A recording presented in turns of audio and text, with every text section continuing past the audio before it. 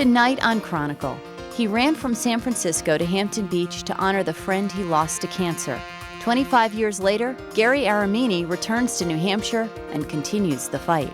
The thing that still is there is the love that I have for people that motivated me in the first place to do what God called me to do.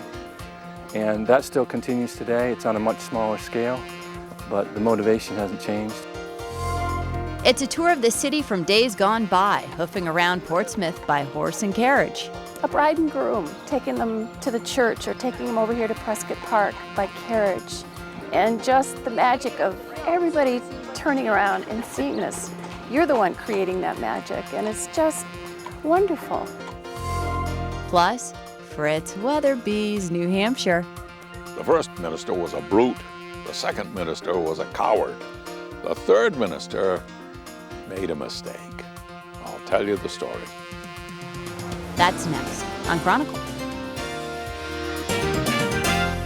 Anybody want to go for a glide? That's right, a glide is a trip you take riding on a Segway personal transporter. Now, the term comes from the motion that you feel when you're riding on a Segway. It's smooth and even, like you're gliding across a surface. Well, at least that's what they tell us. We're about to find out for ourselves today. Now, this is Kathy Stewart, and she is from Seacoast Fun Rides, and she rents Segways to folks like us, newbies. That's right. They say gliding is a great way to get out there and meet new people, see new sights, and just get out and enjoy the day. So, Kathy, how do we start? If I want to do a circle here, turn around, what should I do? Well, you have a cylinder under your left hand.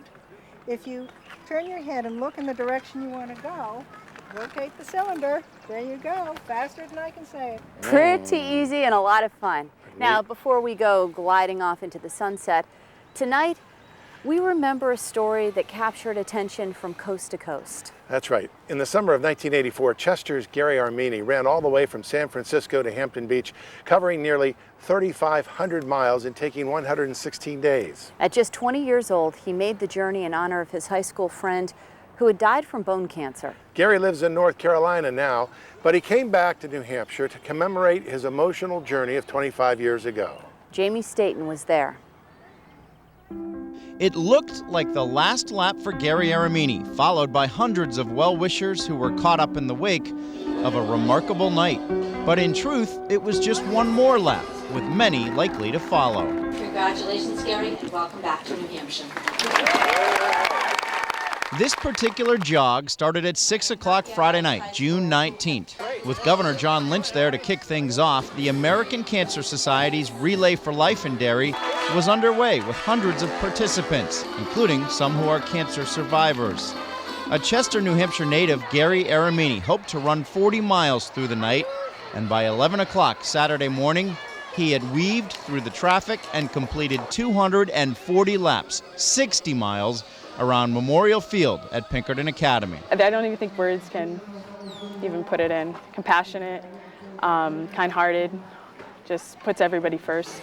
The Derry event was just the latest chapter in a lifelong pursuit towards lifting spirits, providing inspiration, and hoping for a cure. Gary Aramini is finishing his 105th day on the road, and so the Gary Aramini Watch is in full force. Gary Aramini now faces some very hilly terrain. Donations have also come from businesses. For on this day, Gary reached his goal of raising $100,000 for cancer research. 25 years ago, as a 20-year-old, Aramini did something incredible. People everywhere, from coast to coast, took notice of his story. He dipped his toes in the Pacific Ocean in San Francisco and started running towards Hampton Beach, all in the memory of a high school friend, Billy Clay, who had died from bone cancer.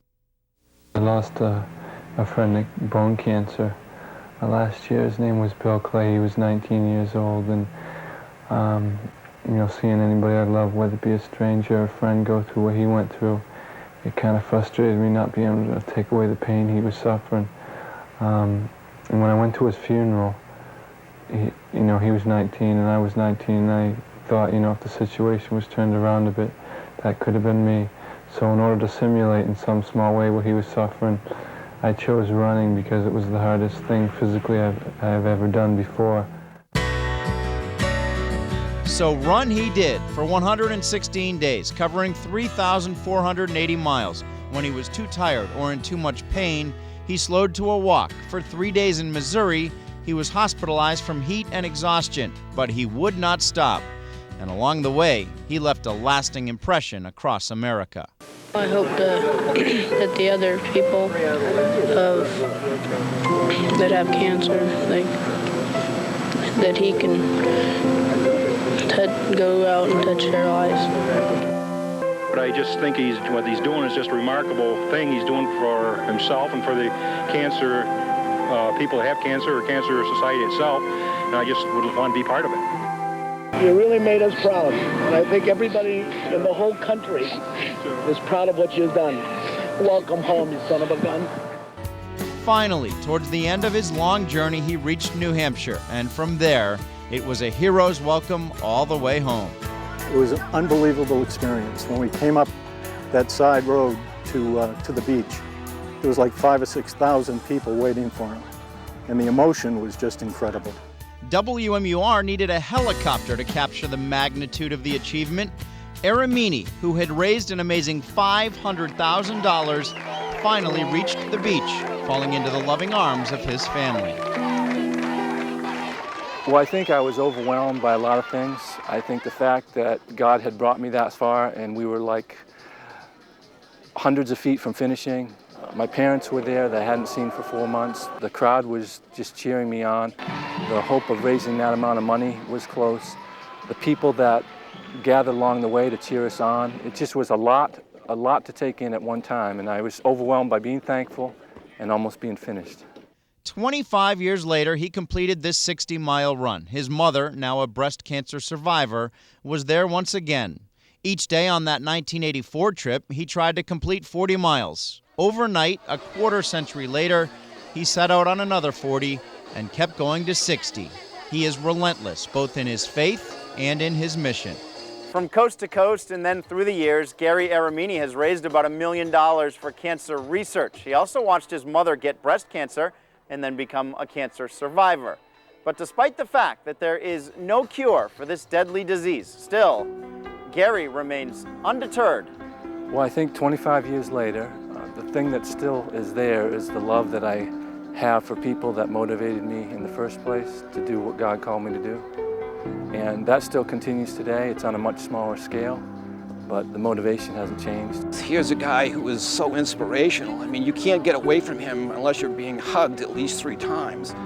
And he is just so inspirational. He walks the walk and talks the talk about his campaign and what he's doing, and I can't say enough about the guy. He's just terrific. Gary Aramini lives in North Carolina now, a physical therapist's assistant working in a nursing home. His whole life is about giving and doing and caring.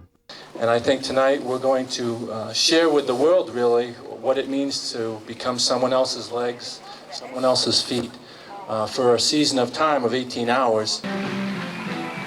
Started out as a single gift in memory of my friend, and it kind of branched out as we met people along the way. It kind of branched out into many different gifts for many different people, and he was the base of the gift. And I think, you know, I stress when I get interviewed that it wasn't me, it was we. And that's the way I'd like you people to remember that.